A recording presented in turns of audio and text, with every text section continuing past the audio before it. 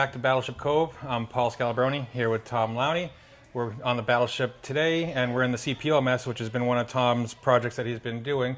So he's going to bring us up to speed, let us know how everything's going, and show us some of the work that's been done. So I'll kick it over to Tom, and he can explain what's going on. All right, Paul, thanks.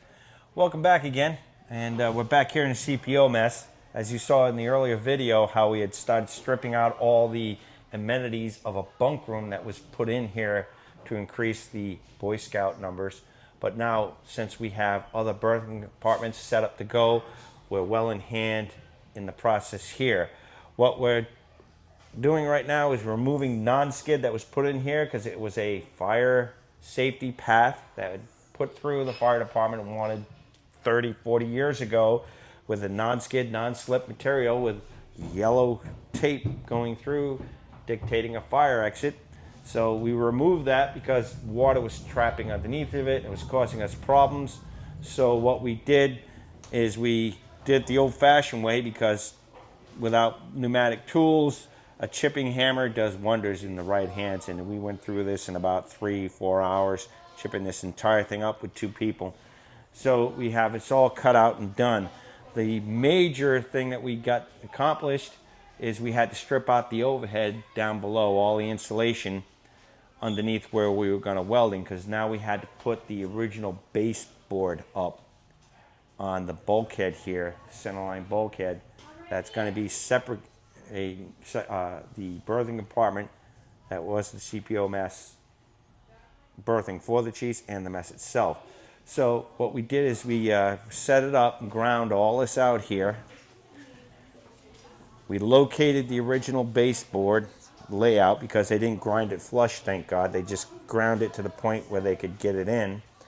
We got that all set, and we stick welded because some of us here are not TIG welders, and it was better to stitch the weld in place instead of pounding the heat into it.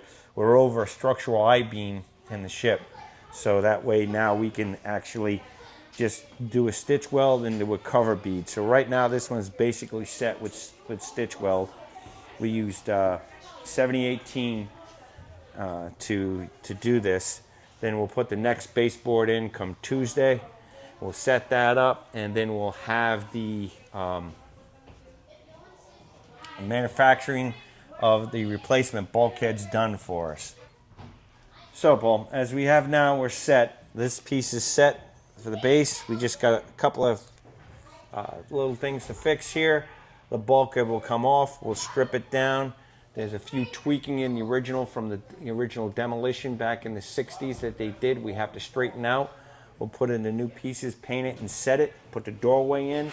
The other strip here, and you can see the line where the original bulkhead was on the deck, has been cleaned and set. We have this piece of steel for the base plate. That'll be put in, and then we'll weld that in Tuesday. And once we have that, we'll get the precise measurements from Mr. Nardi and have the sheet metal guys do their magic and perform a rebuild. And then once we have them, we can put them in. And we'll have it set to go. And then the doorway, cosmetic. And then as the other things come in, we'll get them up and we'll finish this up. Yep, a lot of work to do in the space, but it's moving along nicely. Yeah. So we'll focus on this until the weather breaks for the 50 and above. We can get back outside, and then this will go on hold again with rain days coming here and back out on deck. Well, once it's warm enough to paint too, it'll kind of hasten everything along, because once we can get above 50 degrees standard, we can paint out the space fairly quickly and then worry about getting everything kitted in furniture-wise, because we still don't have all the parts. We still got to find a lot of the equipment. We got some toasters donated today. Rich brought those in for the space. Yeah, a few for the sideboards over here. We got to get the, we're looking into getting a depainting laser set up.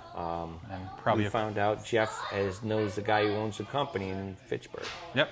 So if he gets in contact, we'll see if we're going to be working with them, and we can start doing other fantastic projects. And probably a future trip to Salem, because we'll need to scan the cabinets they use for the Leafs, and so we can have replicas made. Right. They have them. They should have them up there. They're standard.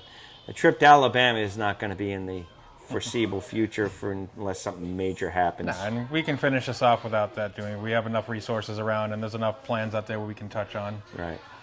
But it's So a the battle pretty continues. quick update on the project here. It's an ongoing restoration effort. So, like usual, we ask if you like what you see here, please go on our socials, like, share, subscribe to our YouTube channels. If you want to get involved and donate monetarily, again, please look at our websites, or you can fill out a volunteer form and come down here anytime. If you like to help out with projects Tom's doing or any of the other ships at the Cove, feel free to come on down. I'm Paul Scalabroni, volunteer here at Battleship Cove. Tom Lowney, GM1 retired. And we'll catch you on the next one. Have fun. Take care.